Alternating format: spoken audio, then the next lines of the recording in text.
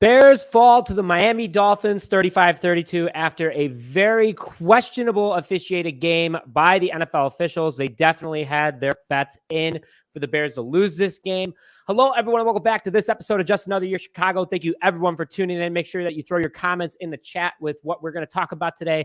Obviously, the big, fresh thing that's on everybody's mind is the pass interference call that was missed on Chase Claypool at the end of the game. Tony, what was your instant reaction from I just couldn't believe it. The Dolphins got every call they wanted. The Bears just couldn't get anything.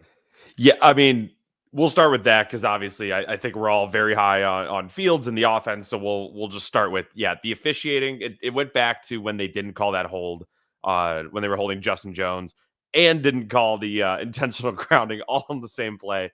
And then the very next play, call a little bump on Eddie Jackson for like a 40-yard pass interference penalty.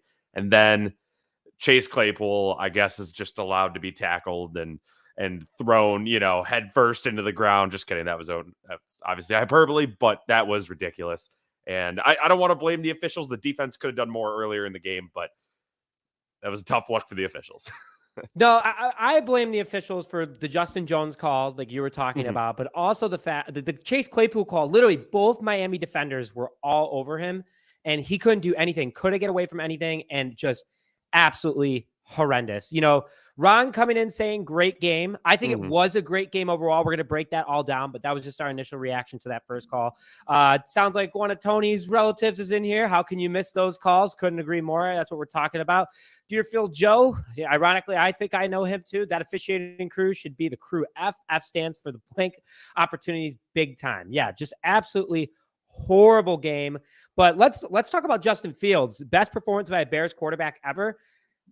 I mean, at least in our lifetime. I mean, Mitch Trubisky did have a 6-touchdown game against the Bucs in 2018, which was an impressive game, but way harder to do when you do it with your legs, going against Bradley Chubb. Offensive line only giving up 1 sack today. But Justin Fields, man, holy cow. 178 rushing yards on 15 attempts, 11.9 yards per carry, 1 touchdown. Tony, Justin Fields is him. What can we say? He is the guy. He is our franchise quarterback. Dare I say he's the best quarterback the Bears have ever had. Not a high bar, I know. But I think it's just a fact right now. Like you mentioned, the 178 rushing yards.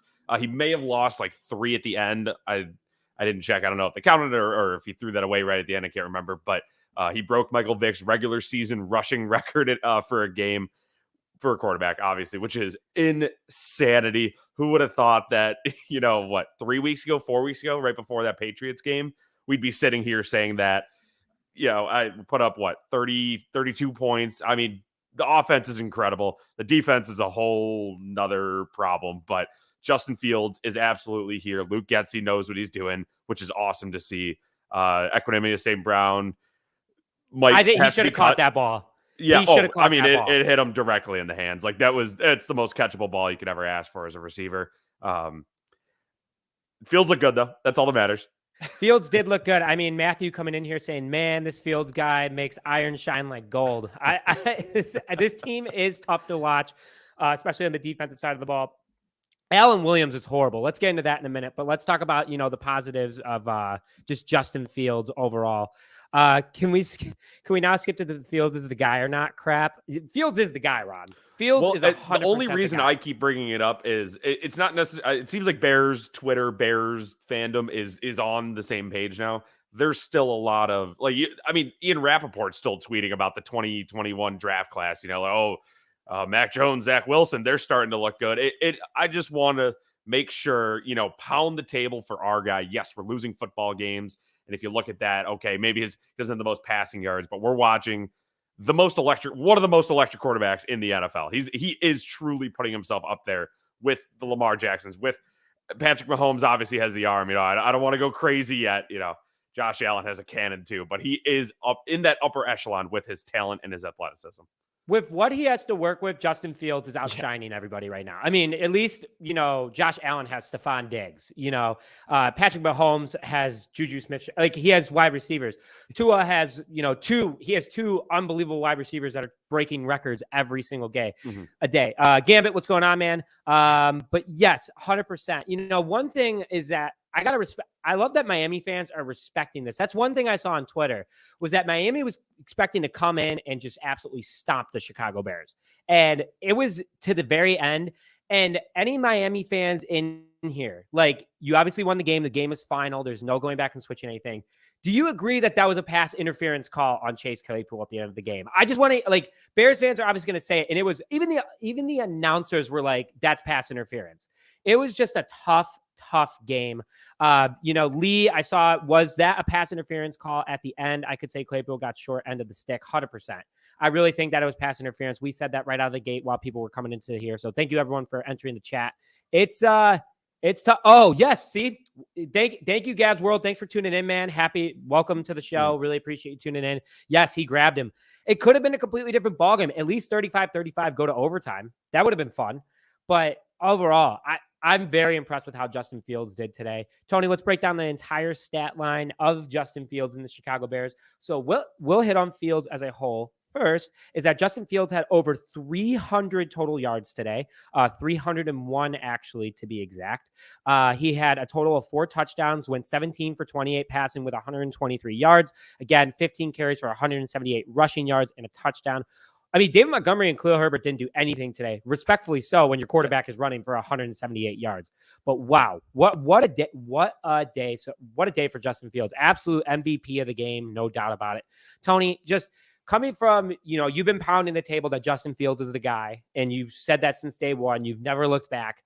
Where does he go from here now? Like the rushing obviously is working for him, kind of that Michael Vick. Like you always have that, back pocket. Hey, he can run the ball.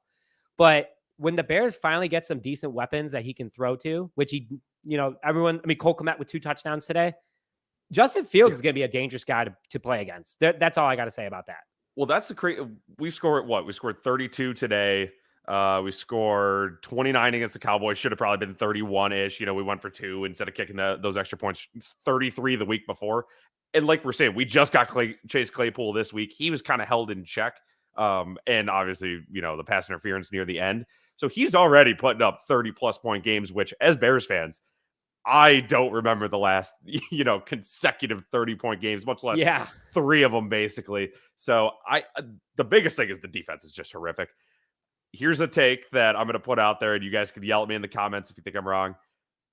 I live bet the Bears. I wanted them to win, of course. Justin Fields looked amazing. Rooting for Justin Fields. Was that kind of the best outcome that we could have wished for in that game, where we know we have the team, we have the guy, and our draft pick gets a little better? Our draft picks. I mean, the Packers lose to the Lions, which is just funny. Like, it's just a good day. I mean, the Bears are 3-6. I mean, that's not. I mean, yeah, it's not good, but at the same time, you do have your quarterback of the future in Justin Fields. You have Chase Claypool, who already looks good after 2 days of practice. Cole Kmet is now involved. And look, now that you're throwing Cole Kmet in there, you have a tight end that you can rely on. 3 touchdowns in the last 2 games. Tony's smiling. I think he's smiling at comments right now. So we'll get into that in a second. Just Gambit and Ron going back and forth about Ron was saying here, I can put it up here real quick. Story time. Running for 178 isn't really a great thing. Need to be winning games with his arm, not his legs. I think it was pretty good. Again, the biggest issue with this game was the defense. Just they got to stop at the end. They did their job at the end, and it was a little too too little, too late. Kind of. It was. Yep.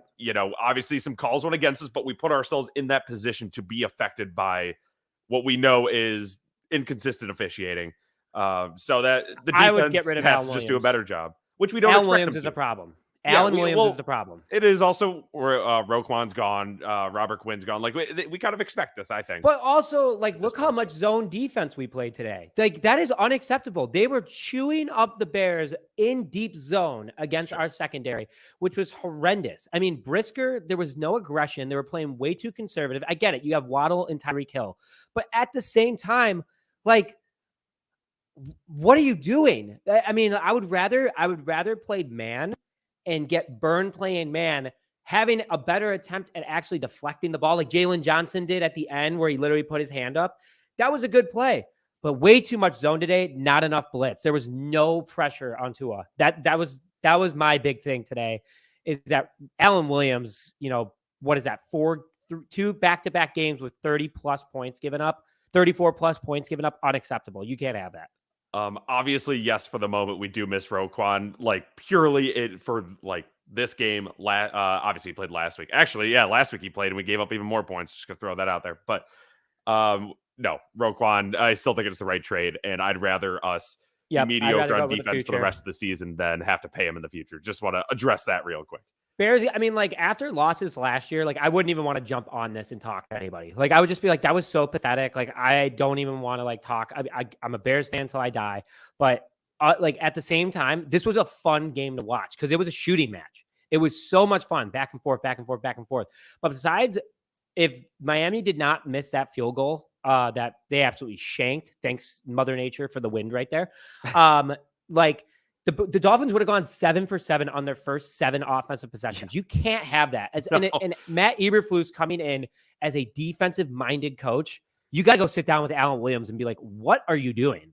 You have to get after the ball. You have to change something up because we are just they are running the table on us right now. Completely unacceptable. You want to go over Bron's comment real quick, Tony? Oh yeah, this is a good point. I agree. Our defense wasn't exactly stellar before. No, it wasn't. Traded everyone away. It's just kind of been a problem the whole year. And again, I'm not going to judge. I would have to see the behind the scenes. I'd have to see, yeah, like you said, Eberflus talking to Alan Williams, whatever it is. Maybe I don't want to accuse them of doing anything. Maybe they're saying, let's just kind of do whatever we can on defense. Just kind of try to not get absolutely blown out, which, I guess the Cowboys game. But as long as Fields looks good on offense and we happen to lose and it's not his fault, we happen to get better draft picks for the future. I mean, I don't think they're actually having that conversation. But I mean, it's not that bad, right? No, I think if the Bears get they have a first round pick, they have a second round pick. They had 2, they got rid of 1, and also, by the way, the Packers actually offered a later round pick also for Chase Peel. So the Steelers were like, "F you, Packers! Like we're gonna give Chicago it for 1." So they offered a first round for DJ Moore as well, which the Panthers are like, "No thanks," which is very funny as well. Overall, I mean, here comes Phil. Hey, Phil, welcome to the show. As always, great hearing from you. Offense looks good. Defense needs major improvement. I would rather the defense need major improvement than the offense. As a Bears fan, I would rather put up points instead of these little dinky low score games that aren't even entertaining. Like, I like that the offense is fun to watch now. I thought the offensive line only giving up 1 sack today. Yes, Fields definitely ran away from probably 3 other ones. Mm-hmm. But the offensive line with Whitehair back did not look that bad. And, they're improving. Braxton Jones going against Chubb almost all game is pretty unfair. He held his own for most of it, but there were a lot of plays where, if Braxton Jones would have held like the Dolphins did all game on the Bears defenders, he would have been called for holding 6-7 times. But Braxton Jones played a clean game. I don't think the Dolphins played a clean game. I thought the officials were just poop. That's all I got to say. Yeah, air them out. Bears versus refs. That's how it is right now. And honestly, I think because the refs are like, the Bears weren't even supposed to be good at all this year. And this Justin Fields guy's coming in and being like, hey, no, not today. I'm here to take your money. Like I could work for Vegas too, and I don't even get money from it. So well, here's maybe we got a little Ravens fan checking in. Thanks for coming back after the little Roquan live stream we did. I appreciate it. Maybe this is what it was. Miami knew Miami was trying to lose, so the refs had to drag him to the finish line. They didn't want any foul play for playoff standings. So the Bears could, what? I'll say it. The Bears won the game. The refs stole it from them. That's my official statement. Counted it in our standings, but our draft pick gets better. I think that's the best way to look at it. And now that we have Claypool, I think the Bears are going to be able to focus on the defensive needs in the first round. I would love it for the Bears to go out and get a big, mean defensive lineman, kind of like what they did with Tommy Harris in the first round in 2004 into the 2005 season. Like they were starting to get better. And then all of a sudden, bam, you go out and get that first round defensive lineman. I think I would like that a lot. You have another comment, Tony, you want to throw up there? Yeah, I was going to throw up the pump block touchdown. Yes. I said cut everyone on the punt block team. I'm gonna rescind that entire take because maybe a little dramatic. I believe it was Khalil Herbert specifically who whipped on a block, which is unfortunate because I do love Khalil Herbert. So I'm not going to hold it against him. He can't block. He can't block, and that's just a fact, and it's unfortunate. He probably shouldn't be. You got to get him out there. I get that, but he should maybe be on punt return, not punt block. I would put David Montgomery out there, put our fullback out there, just anybody other than Khalil Herbert. He cannot block. And like, that's why I was like, why is he out there? He just, when I saw, oh my God, it was because I thought it was Sanborn at first, which Sanborn, let's go. Okay. So we have a lot of people entering. Hello, everyone. Welcome to this episode. It's great to see you guys. Sorry about it's a Bears loss, but thank you for tuning in. We got more comments coming in. Ben, we're going to get to you in a second. I see your comment. Gabbett, Matt, I see your guys' comments too. Let's just break down the stats. Okay. So the Bears have now had 4 games in a row with over 365 yards of offense. That's pretty darn good. Bears had 116 total passing yards, 252 rushing yards, average 5.3 yards per play. Dolphins, on the other hand, they had 379 yards, so only 11 yards more than the Chicago Bears, 302 passing yards, only 77 rushing yards, which I guess that's good, but that's because we were playing zone defense, letting up every pass play possible. Bears had more first downs with 23. Miami had 21. Third down efficiency, I'll give the Bears this. They converted on 10 of 16 third downs. That's pretty darn good against Miami's defense. Miami only had half, 5 for 10.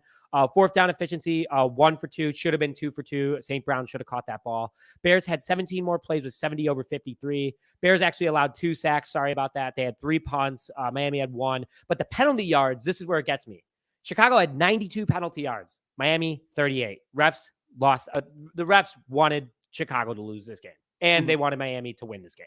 So it's just very frustrating. Yeah, that's an absolute fact. And the best part about Fields' passing in the recent games, I think, and maybe I'm wrong, but I believe I'm correct on this, is I know he doesn't have it's not 300 passing yards. Like Aaron Rodgers, who lost the Lions, they had like 250 passing yards, but he had three interceptions. It was a terrible, terrible game for him.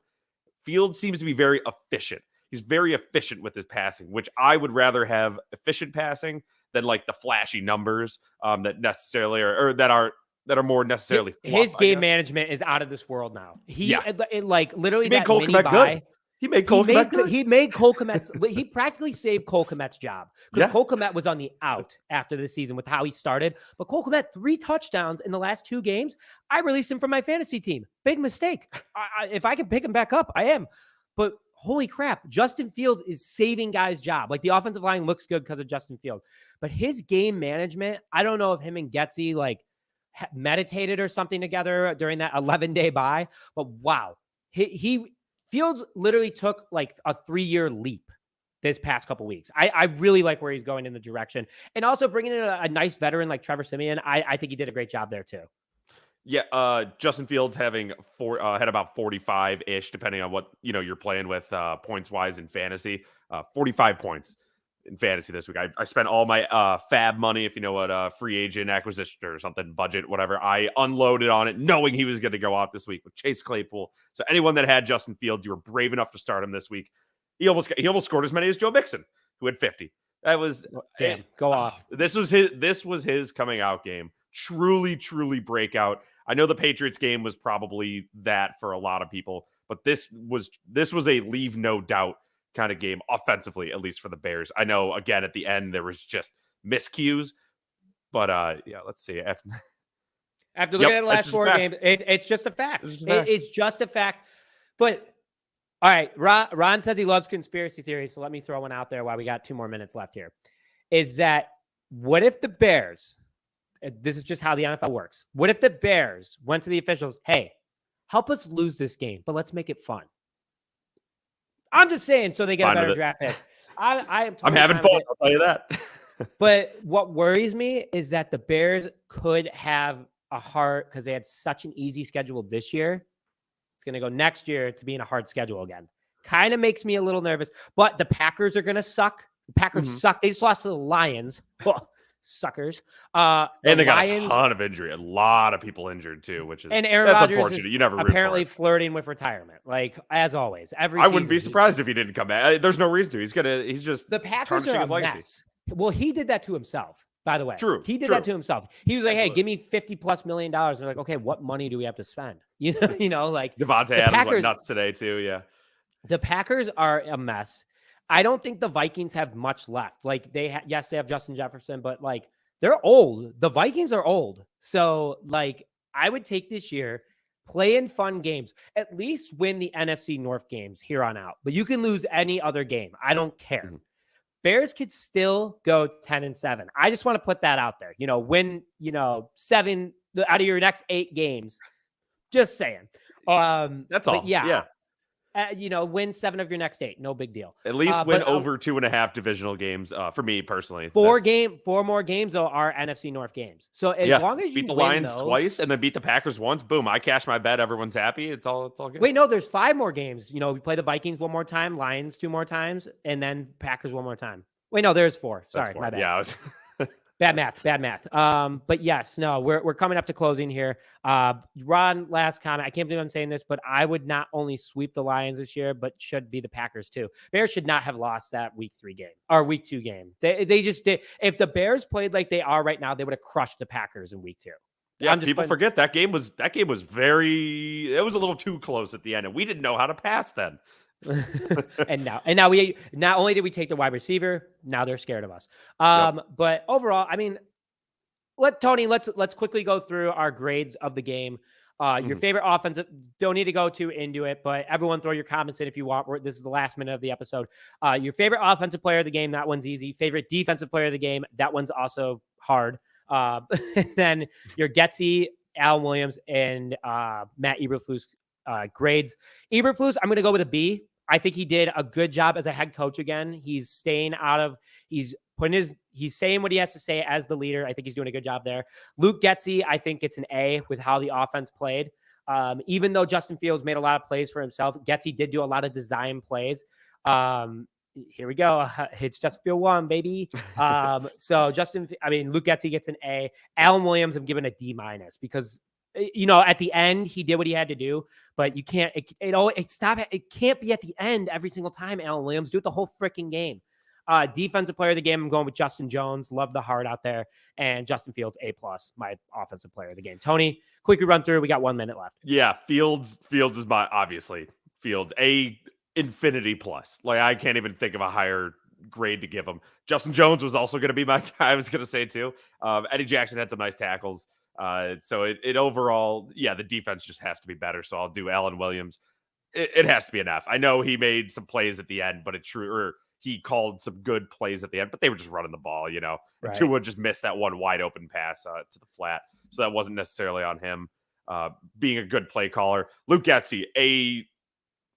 And the only reason I'm saying that is because he kind of hammered those wide receiver screens at the end that I think didn't necessarily put us in a bad position, but we were really moving the ball, We were. Eberflus, yep.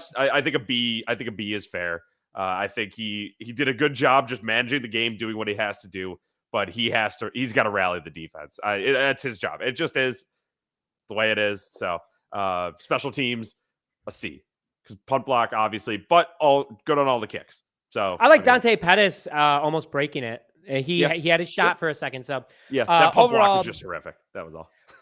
Bears fall to the Dolphins 35-32, but a great game, a great building game like against Dallas. People are going to have to start talking about the Bears. That's all I got to say, because the Bears, even though they're 3-6, I don't know. They're getting a little frisky there. So Ron hates it when we say that. Sorry, Ron. But with that, Tony, thank you as always for coming on. And thank you everyone for tuning in to the chat. We really appreciate you guys. Make sure you hit the subscribe button. We'll have more episodes throughout the week. Make sure you go follow us on Twitter and Instagram. We got updates there as well. But with that, thank you very much for joining this episode of Just Another Year Chicago. My name is Nick Brody, joined alongside Tony Spita. See you guys next time. Bear down. Justin Fields is our